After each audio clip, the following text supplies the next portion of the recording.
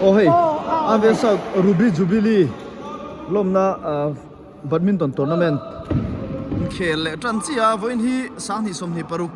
January ni thum ania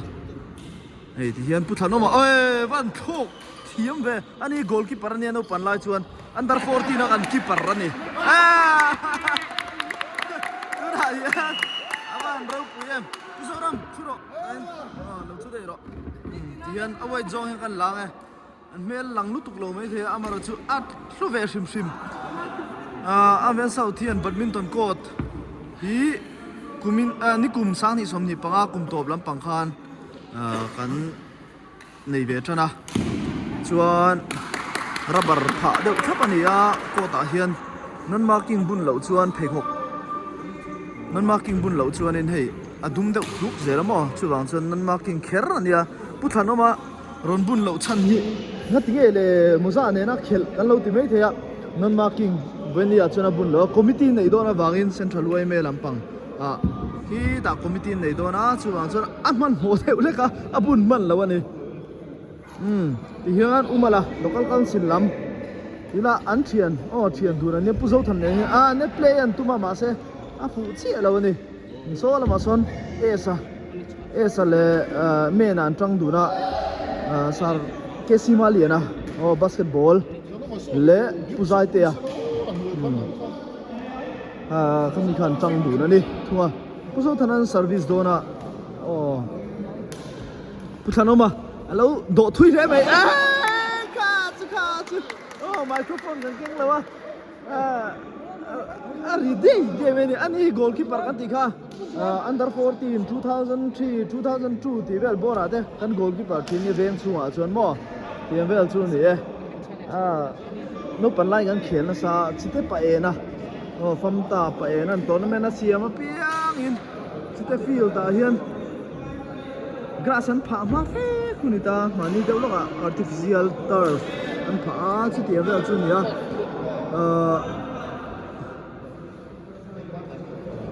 khami ma an lai chan tir trep te ni lai khan an zin khel tho ani in ni tin hi tournament pa ena siam zia lu len tha king khom me tiam vel a chan tuna hian thanama hi kan huai me president ani branch huai me president chelai me kani hi lama chung lama tang khian mu nom don zoka hey kumu palam pangte hian min uap nia hian tournament a khel tur te ni a then ko thanu pa te ni ya chuan a then hi chu hetia ron en ve hrim hrim te ni kan fuan khom thale me ya Aven South hian Ruby Jubilee lomna program a ei ti hian an ron tel boka chu tiam vel chu ni tournament mena hlap na thak le me ni so police training me kania sarke sima liana basketball MSSC Mizoram State Sports Council sarto etheu de ma puya chinga veng ma puya chu tiam vel ne na basketball tu le NIS coach ve ni so la pangcham game an hu tlak ve riau maya an la fit chaboka solam code number 2 zok so pasai te lap an dang zo lo thalai pahin hena ma chaklama mi hi mena korban bul ha so ania chuan esa ania ani so Aven South chuan Aven East ko thanu pa ani Aven South Aven East ko than ani pasai te na service a esa tat mai uma lianan hello la du chi alo ani sarke sima liana basketball player ho chen ti thin kha sarke sia mena vele tlat so ma son pum mai huwa na lo ko var saka abarang ve pasai te kha afapa en kola so la son high school teacher ania anwa son so la son net line lo check tu ni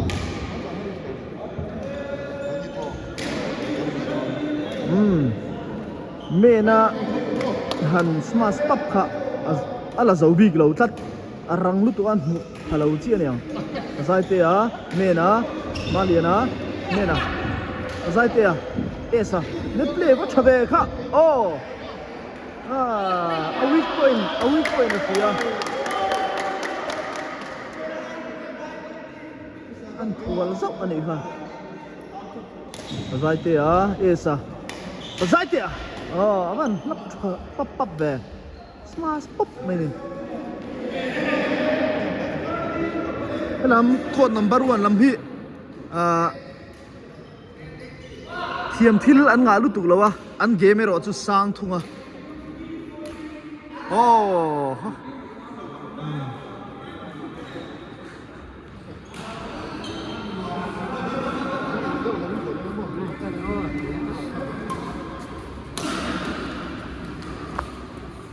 tôi hình khá oh tu na sasana a drop thamak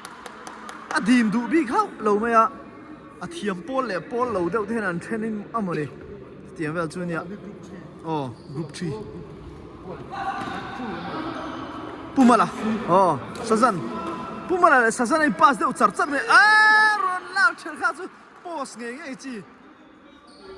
ani hi thathum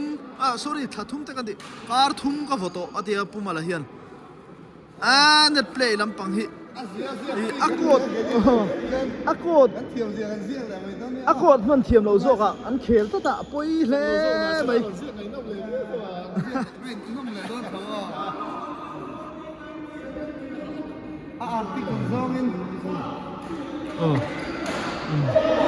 ala halo ma se tui hanin chol vel deuh zeu kha apoi mo thin ke simali te lampang so kan la zuwa yang sorry di hian puthan oma aron bei cool khop me khalai kha chu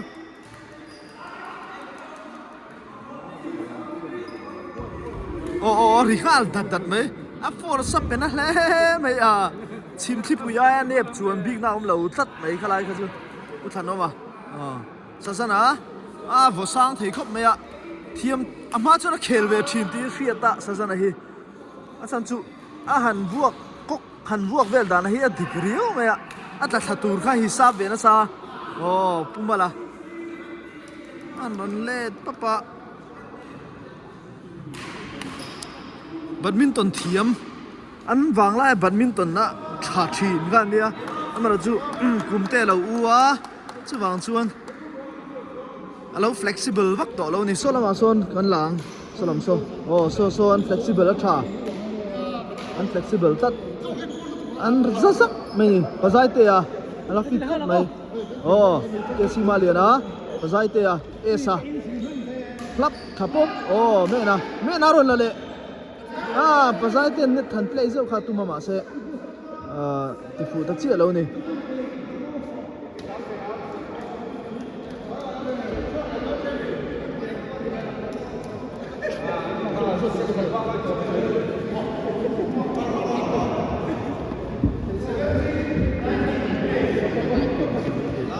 point so doctor tiru atana lo chiar saka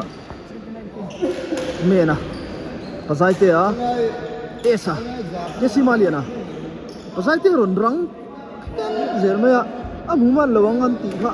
ai hian lo human zel ni an mit chak te nga ya mit le taksa a tho ko panga ya ti hi ti mai chi pon ni lo fitness a thata ngai khop mai làm hi an lang e pumala te ho hi out tat maya ate te to meter hi ti degree lo chat mai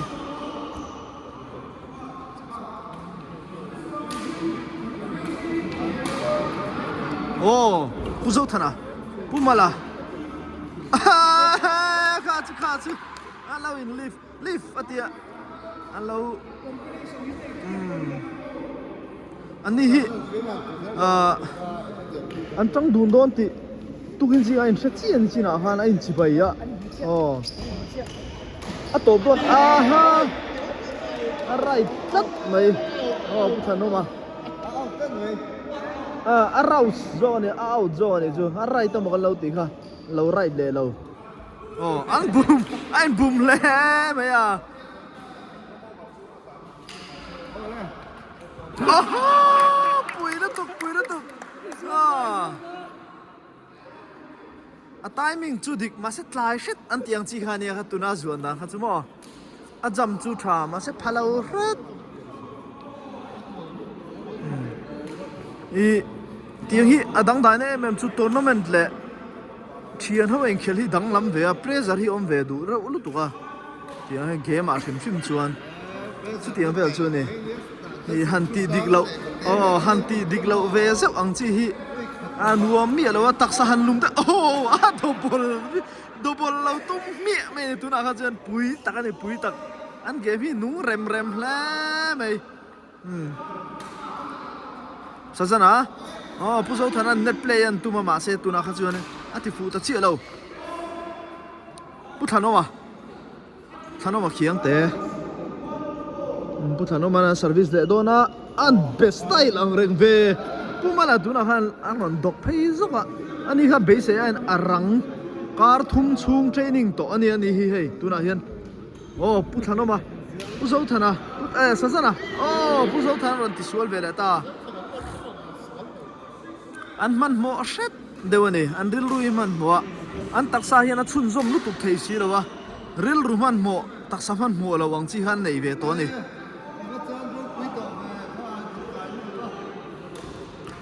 sajana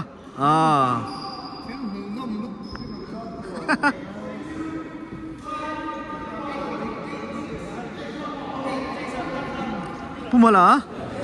pu thano ma ajam hi ala tha kan soi tong khan no pan lai goalkeeper tha kan ti kha first map field goal tezok mo hockey goala keeper thin kha ni mo chu wang chona te sual ve deuh lek ani timing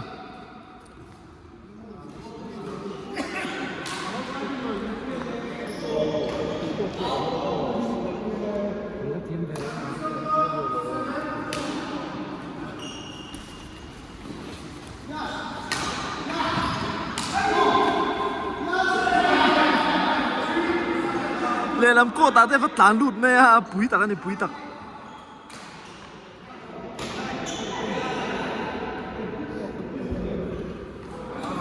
net play ve zau kha chu alo thei lo amoi tu pumala han smash thak vel kha ari he lo shem ari pap mai ne avodik ve tlat avodik lo hi chonan vo thop sat me atha avara hi ake sok atliak sak the ni avo thiam vak lo tan chuan ruak thiam te ngai em ma kut thak dik mo ris chak te ngai a control out right tlat me ya ni sajana ani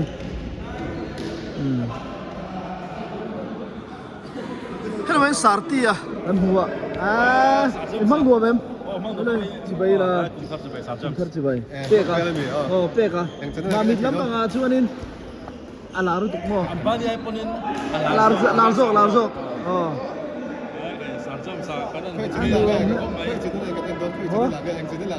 James fan này thì hai cái lâu đào về phim mà sarjam sahi ai youtube channel ka lawan thina kan veng tan hin the to pasu ani hi NIS coach ni lo NIS no AFC coach license me kan ya kan veng te hian bang trang kai la tin ma hi football grassroots tanga no pangta the to pasu ama hi bibig ani kan veng ke hian te kan hi adu kan ya chuanin MZU team te bo lam en kol bo thina GSC ka lai te bo khanin champion bi sak to hai tu na pa min tu na ta bo American musuh abi dagin at sarjam sa chung long thu ka sai mol mol ni sardia ni an fak der ve amara chu kan ve hian coach thatak tak kan nia chu wang chuan ini chu kan la lang phalo ti ve chu ni Makian Zardam te kan om te chu anin grassroots lampang Reliance no pang ho hi ron mature se thì tôi vẫn là chậu về dưới lòng chứ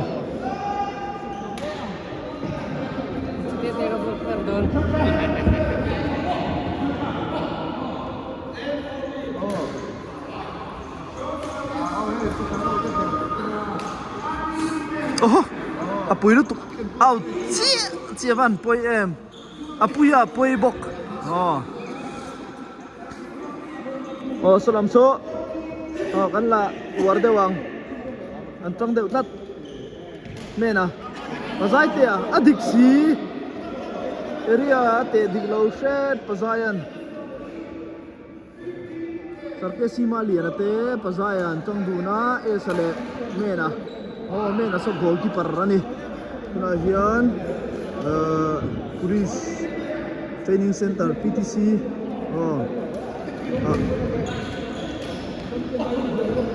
Kenzo la nge lung Kenzo la ni ga hian training zone hi kuna hian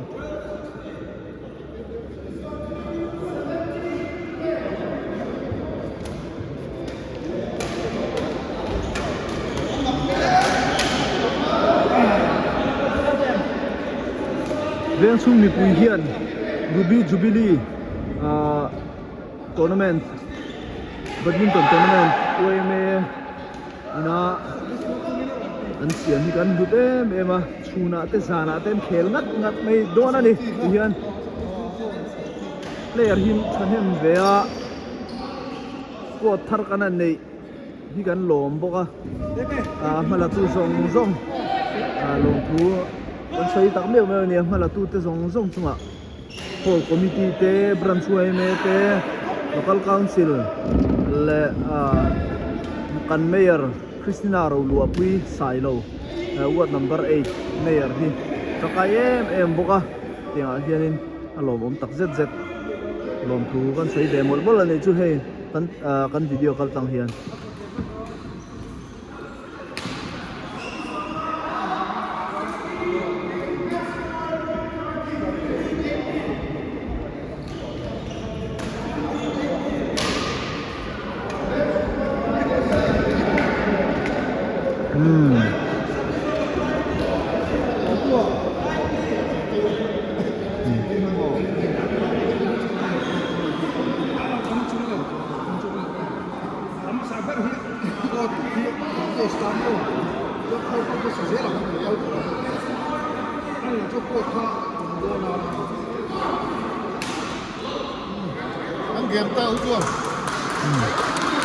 tu na han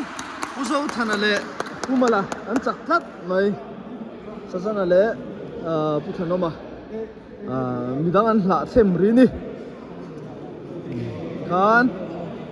match kan na chu zauta sono son me na le san chaka okay si mali na le pazai te kha an loss zo gani loser ani zo gani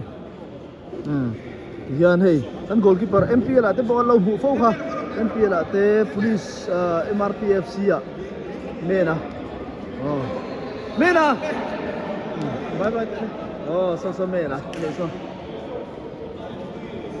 hena ma hian te le putuanga puan putuanga le pute an tang du dona hena ma hian puri chat bi khia ta le puri chat ta le usena puru than kima tang du don ni chak thil ti thei an nia hei ina hian chak ve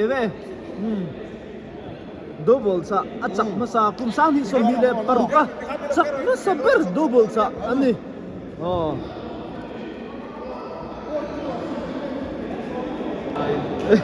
puso thana hey tai kan bua ubala ne hen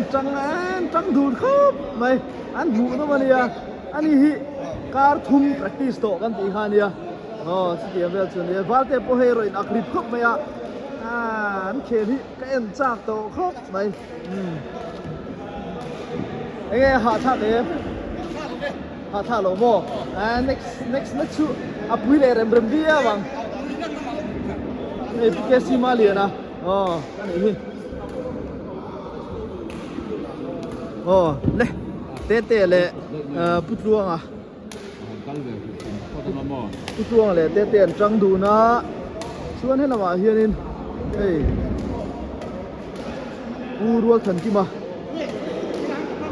se na le uri cha ta chang du don thu ni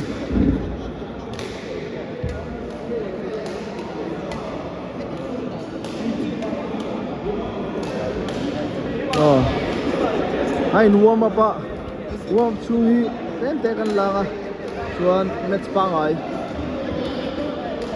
khi lama tang a chung lama tang a cover tum khi kan nia amara chu midang ten lo thu da u na wang hian an cover thei chi ala ba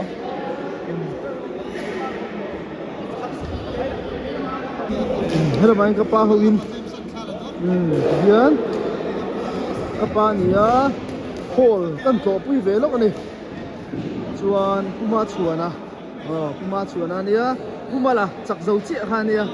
chuan pute te a man jana khel kan hu to an chak lu ma se an game kha a hot ber tho ta sina pa pa kha tu ming kha i tan pu kha ram puya alo she lawa kha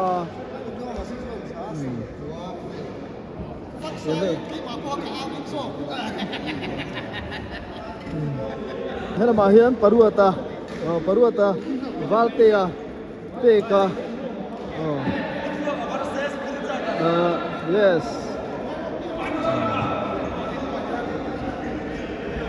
chuan ramoya hei boka hela ma puri cha tel sai lo te tianga chu ni hela ma kan lo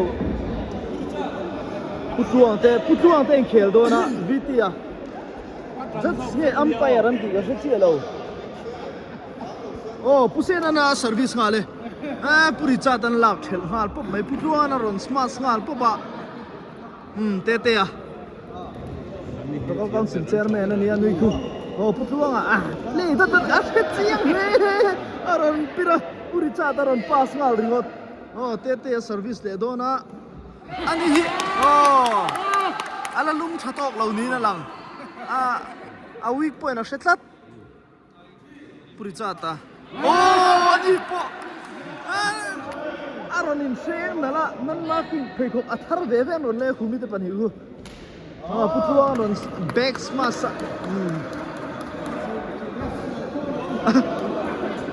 dress kan thiam viau lo ni pon dress na he tura ni putuang pu efel nu tua ania amen sultana mi tong kai ani puri cha ta arang nu tu ka ni pu ngalo hu phale ne ma ko kha tian tian na nal deu le kang ape outlet này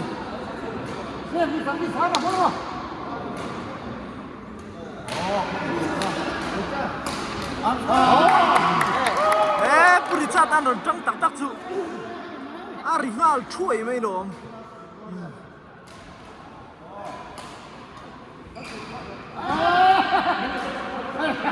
an chir zuya ama pui rem ve pui khat chu kha chu so tat nei te pe so tat India cricket jersey ron ha ani ku in tlan ti na sa de mama mo ka ti nu pui fanau te shuai chi mi lo ni ti na chun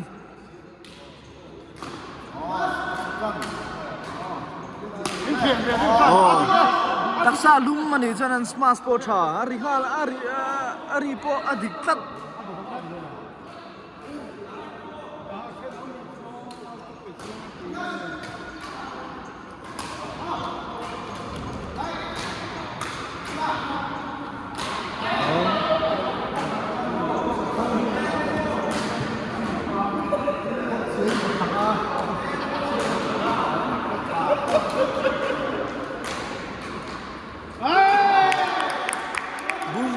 boom vetlat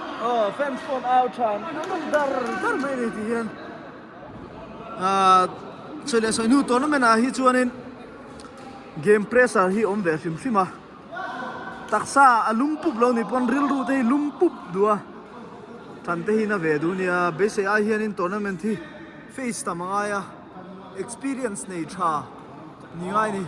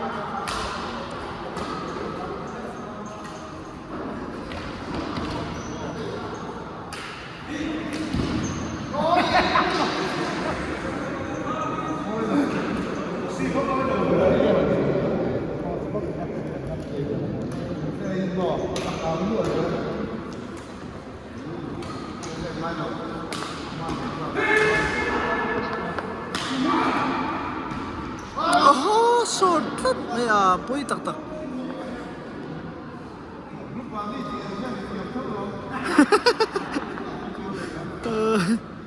bên sau group chu lùn lệ cher cher đón khóc mày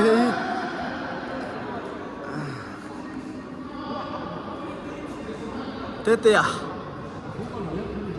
MC lần mi mo tete à purwal than ki ma out tat tat asoi chu ni se chak lam pang zo ka mi hi an point nan hutam viau zo yan ri no ma ase practical a khel ania chu bang chuanin thuak te hman angai nia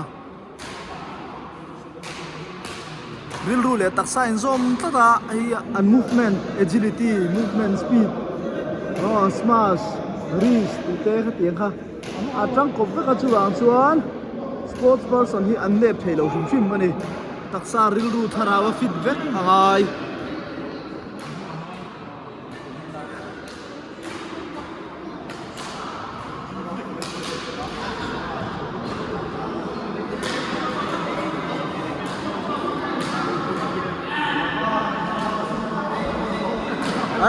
ma pokaro pelo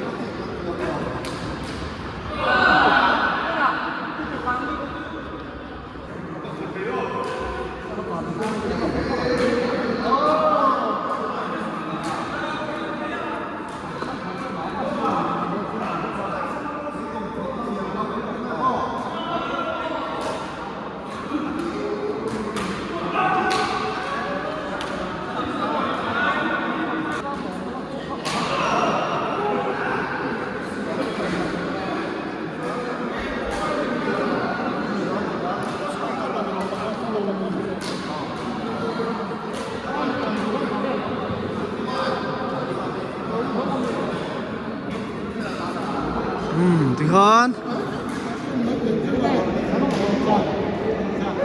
set khát nan dầu chi ạ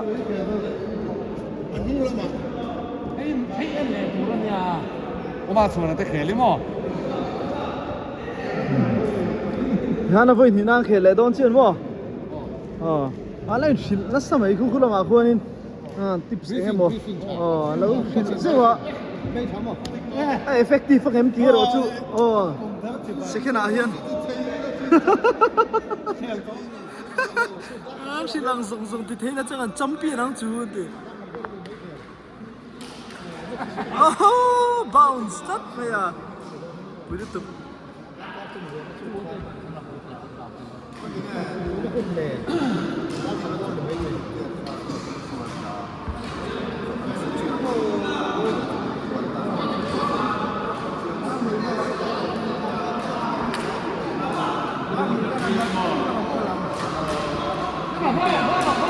Kamera sarjan juga ini kan dia bukan. Em cái đút cái sao thì cái này mo số khar mắc sẽ gì ở đâu mấy thầy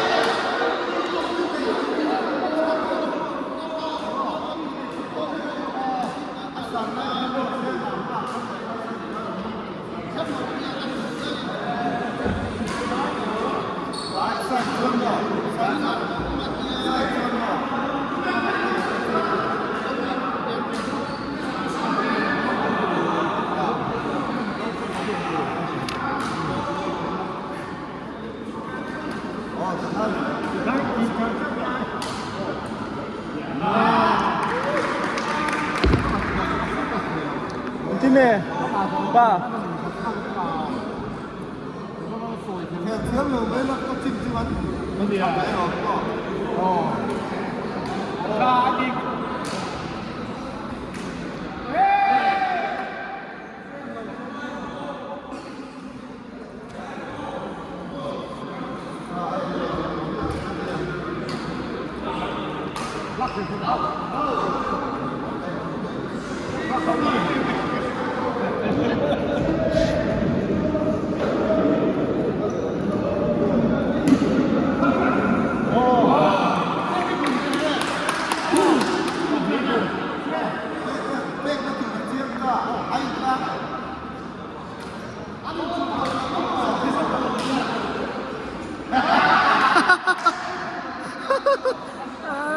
Fakapa dolo ba.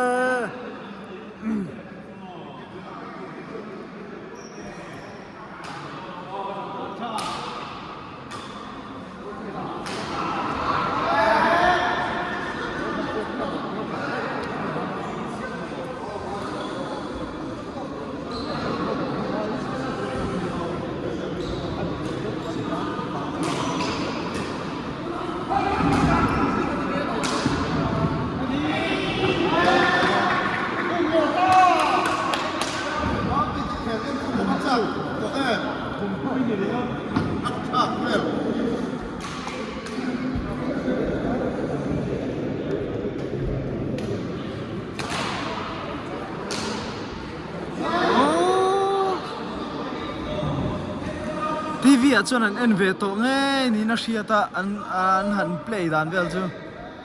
ma taksa hian lo chun zom no har ani nge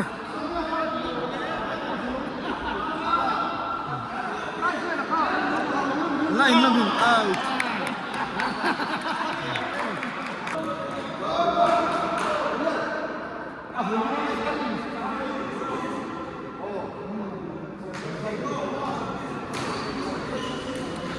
L shape kain tur L shape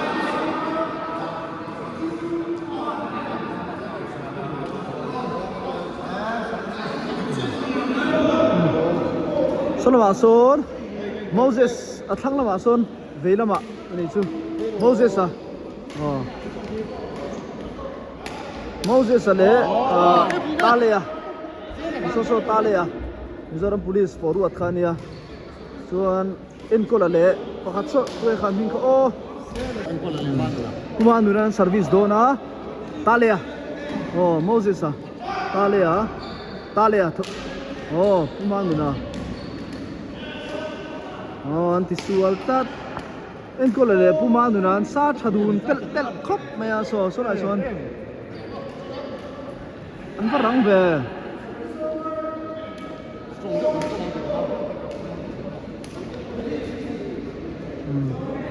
son tale le lalun sang tale ania Moses Chu University College musician ani bokang ama so keyboard thiam em ania son tua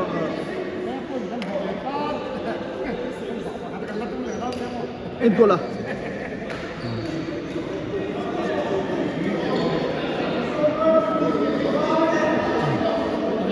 làm ni ăn dầu trép tuồng set ni ăn lang nga la rin no ma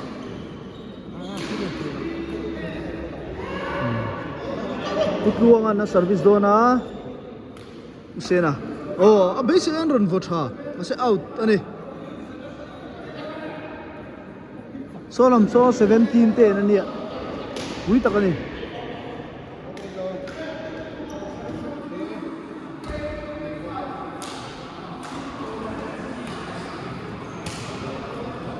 tete po la rizak zak mai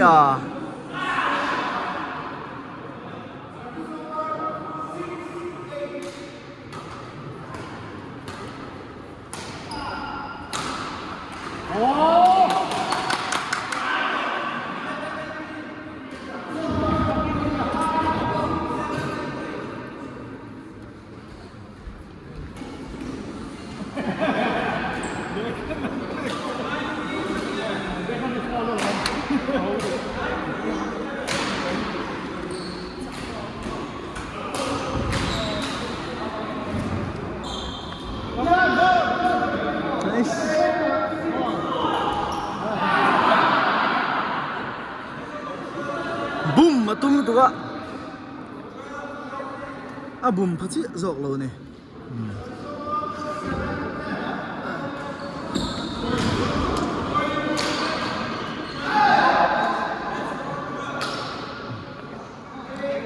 kana ma hian pu fakale apa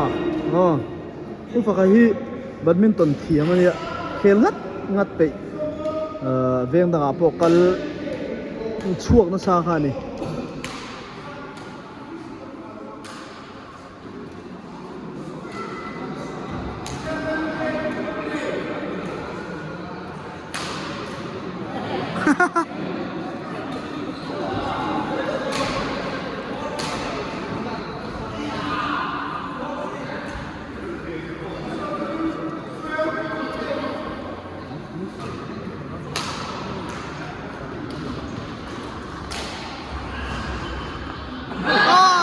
chanta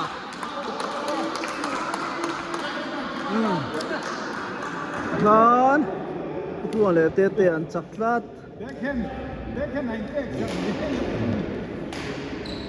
salam so lan sang ham te ta le a put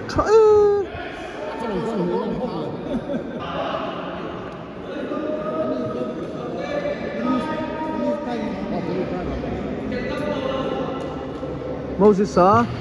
en kola pumanu na thau Moses atnet play ba thave talia ala out low va van en kola poso basketball thia mania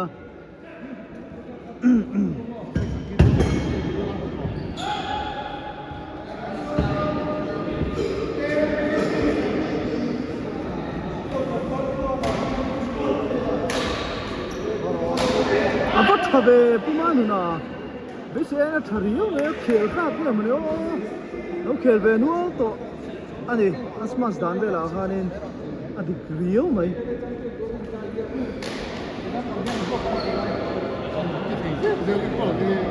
ari khina rizak mai ne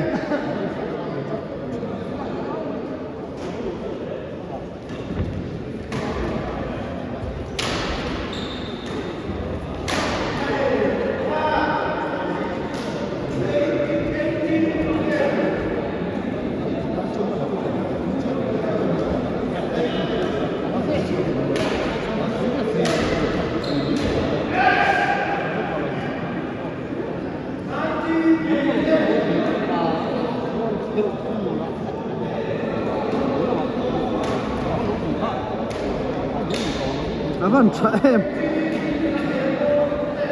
game point tan titlat nei ta le ten he do lo mo en koran ti dik lo pal lau 11:20 ate an va sang ve ti dik lo bel le tlat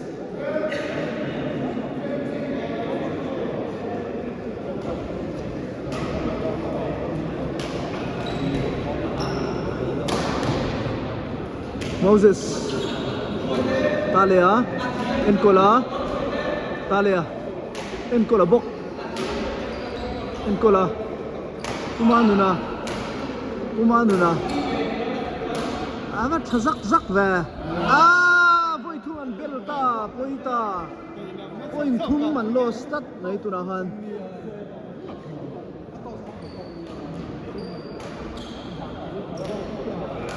sual hi ol ve to nia dikhan an game en kola le pumanu nan chaka ta le le Moses an chak lo zo ani 1-1 nge mun do no deciding an khel do ni mai thei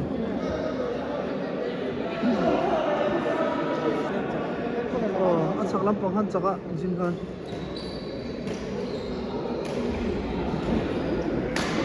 en kola va fit ve ripap mai sahlau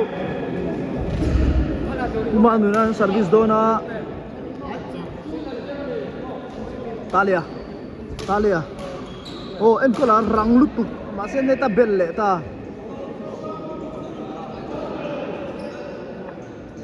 Talia umanuna Talia Moses Puma nuna belle sakto anh thả đã đều hè mà nó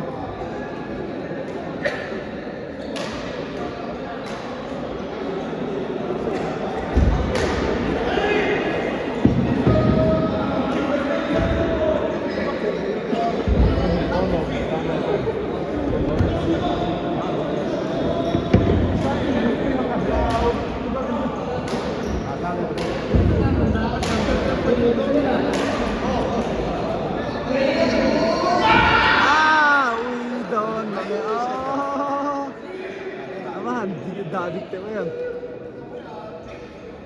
At yam ho sin chak char chan mai ni mo. Bo at yam ho sin chak char.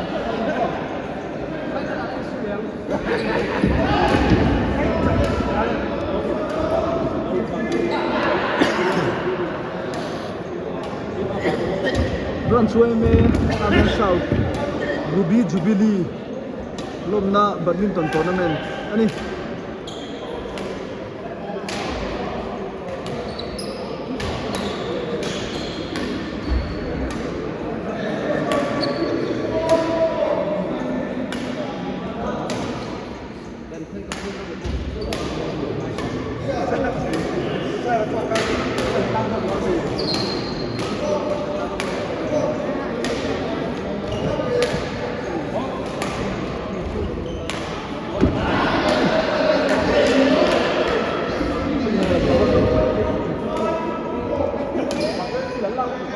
kel ve do ne Adon la sa. Manjo kana ito. ani chu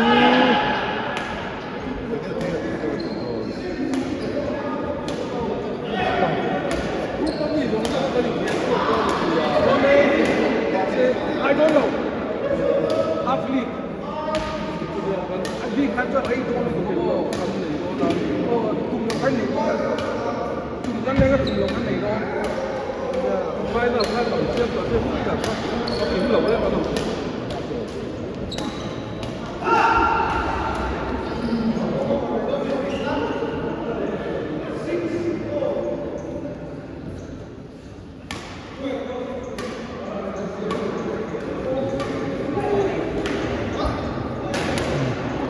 cái là mà môi đâu nó là warm up đấy cái sang tên này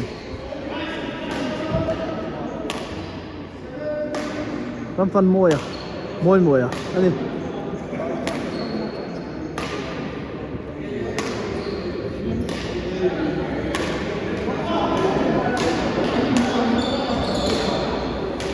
số làm sao hùng ông next bang ai tắc tắc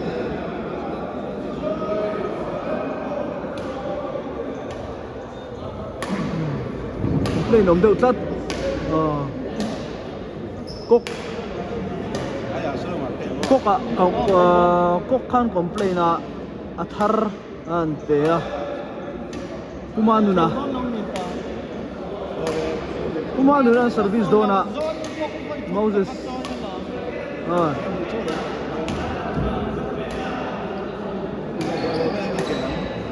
kumanu na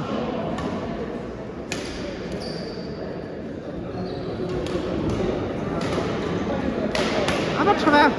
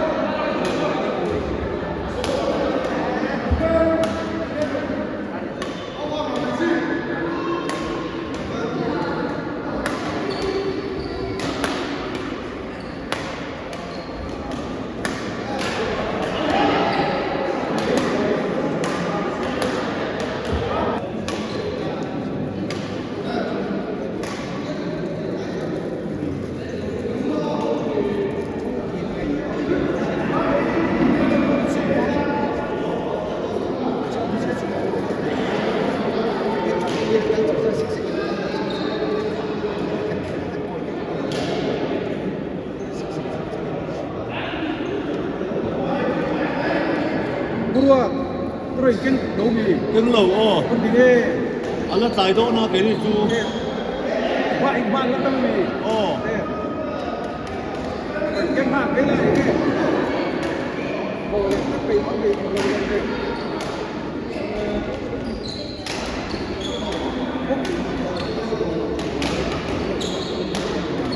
ôi hay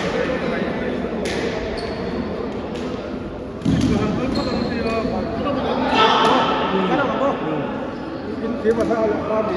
nó cổ lên mà chơi không được rồi không được thì không được hay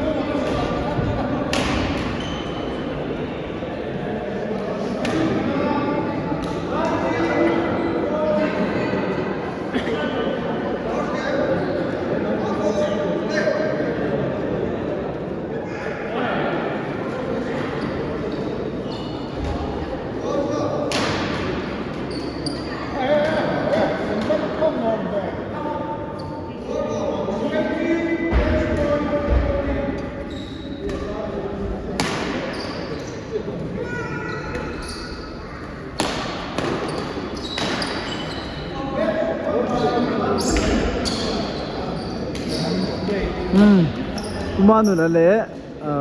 enkola anchaka Moses ale tale a loss ani loser anchak lo ve le thun ni chu moi mon lap chel